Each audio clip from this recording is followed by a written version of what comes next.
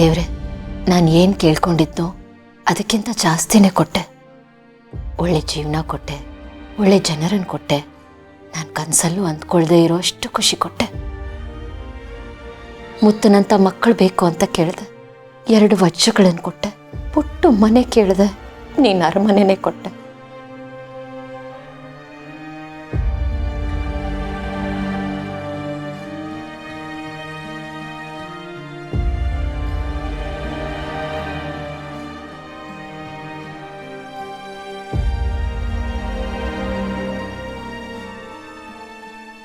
ಅಪ್ಪ, ಅಮ್ಮ, ತಂಗಿ, ತಮ್ಮ ಎಲ್ಲರ ಪ್ರೀತಿ ಕೊಟ್ಟೆ, ಒಳ್ಳೆ ಸ್ನೇಹಿತರನ್ನು ಕೊಟ್ಟೆ.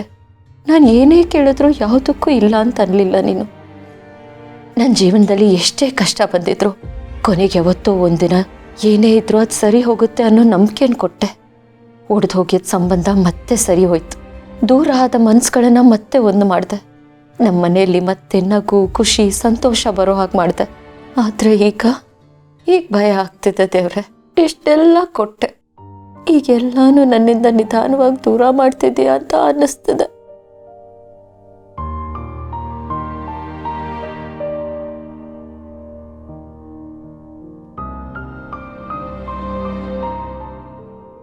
ನನಗೆ ಸಾಯೋದಕ್ಕೆ ಭಯ ಇಲ್ಲ, ಆದರೆ ನಾನಿಲ್ಲದೆ ಇವ್ರು ಹೇಗಿರ್ತಾರೆ ಅನ್ನೋ ಯೋಚನೆ ಮಾತ್ರ ನನ್ನನ್ನು ಬಿಡ್ತಿಲ್ಲ.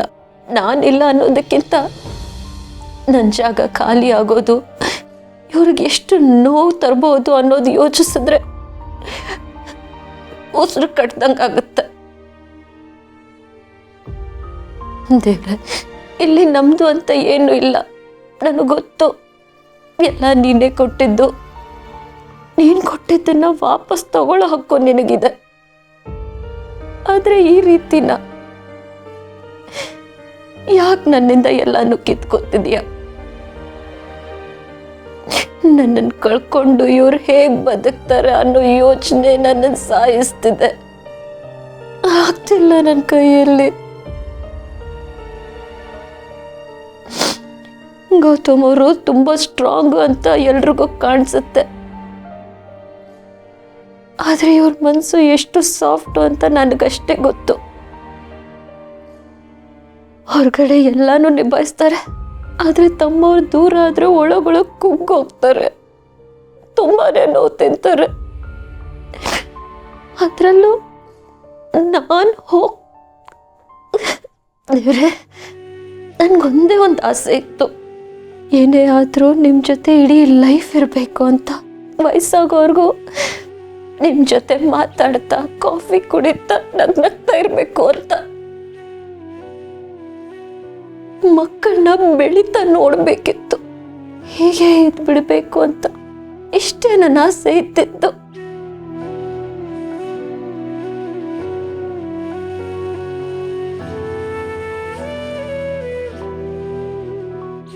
ಆದ್ರೆ ನನ್ನ ಆಸೆ ನೆರವೇರಲ್ಲ. ನನ್ನ ಆಸೆ ಯಾವತ್ತೂ ಪೂರ್ಣ ಆಗಲ್ಲ. ದೇವ್ರೆ, ಒಂದು ರಿಕ್ವೆಸ್ಟು,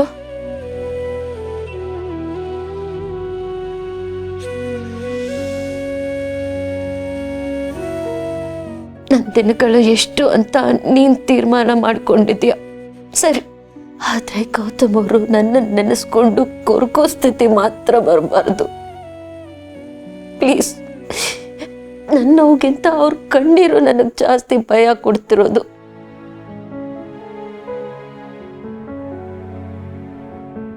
ದಯವಿಟ್ಟು ಅವ್ರನ್ನ ನೋಡ್ಕೊಳಪ್ಪ, ಇಷ್ಟೇ ನಾನು ನಿನ್ನ ಹತ್ರ ಕೇಳ್ಕೊಳ್ಳೋದು. ಗೌತಮ್ ಅವರೇ, ನೀವು ನನಗೆ ಬೇಕು, ನೀವು ನನಗೆ ಪೂರ್ತಿಯಾಗಿ ಬೇಕು. ನಿಮ್ಮ ಜೊತೆ ಇಡೀ ಜೀವನ ಬದುಕಬೇಕು. ಬೆಳಗ್ಗೆ ಎದ್ದಾಗ ಮೊದಲು ನಿಮ್ಮ ಮುಖ ನೋಡಬೇಕು, ರಾತ್ರಿ ಮಲಗ ಮುಂಚೆ ನಿಮ್ಮ ಜೊತೆ ಮಾತಾಡಬೇಕು. ಈ ಖುಷಿ ನನಗೆ ಸಿಗಲ್ಲ, ನನಗೆ ಗೊತ್ತು, ನನಗೆ ಇದು ಯಾವುದು ಸಿಗಲ್ಲ.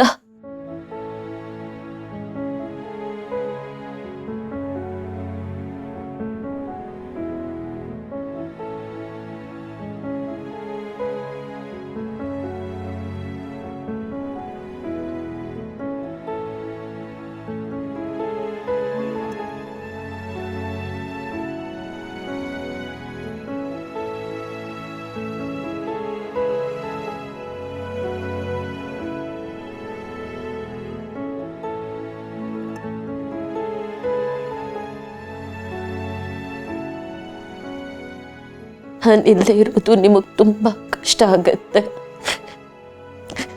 ಅದಕ್ಕೆ ಈಗಲಿಂದಾನೇ ಸ್ವಲ್ಪ ಸ್ವಲ್ಪ ಆಗಿ ನಾನು ಇಲ್ಲದೆ ಲೈಫನ್ನು ಫೇಸ್ ಮಾಡೋಕ್ಕೆ ನಿಮ್ಮನ್ನು ನಾನು ರೆಡಿ ಮಾಡಬೇಕು.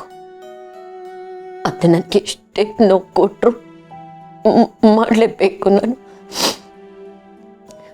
ಹತ್ರ ಬೇರೆ ದಾರಿನೇ ಇಲ್ವೇ? ಮಾಡ್ತೀನಿ, ಅನಿವಾರ್ಯ ಆಯಿತು, ಮಾಡ್ತೀನಿ.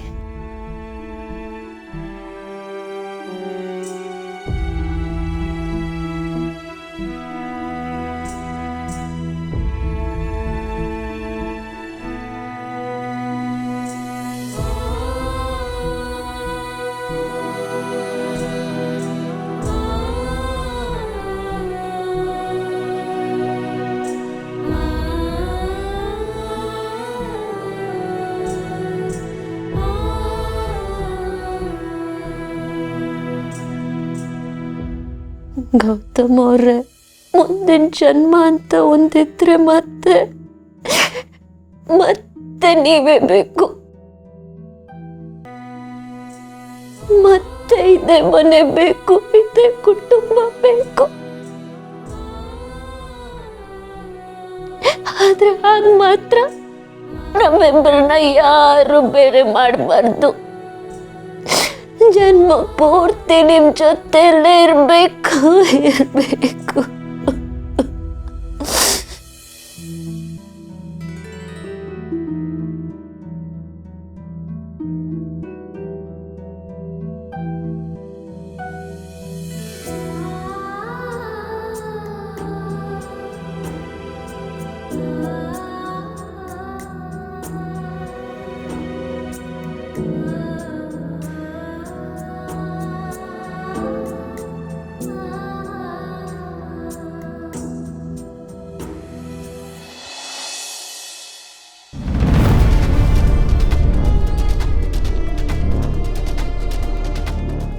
ಏನೋ ನಿಂದು ರೋದನೆ, ಮತ್ತೆ ಬಂದೇನೋ ನೀನು? ಯಾಕೋ ಹಿಂಗೆ ಹಿಂಸೆ ಕೊಡ್ತಾ ಇದೆಯಾ? ಹೇಳ್ತೀನಿ ಸರ್, ಒಳಗೆ ಬನ್ನಿ. ಸರ್ ನಮಸ್ತೆ ಸರ್, ನೀವಾ? ಬನ್ನಿ ಕೂತ್ಕೊಳ್ಳಿ. ಕೂತ್ಕೊಳ್ಳೋದಕ್ಕೆ ಬಂದಿಲ್ಲ. ಜಯದೇವ್ ಅಂದರೆ ನೀವೇ ಅಲ್ವಾ? ನಾನೇ. ದಿಯಾ ಅನ್ನೋ ಹುಡುಗಿ ಕಾಣೆ ಆಗಿದ್ದಾಳೆ.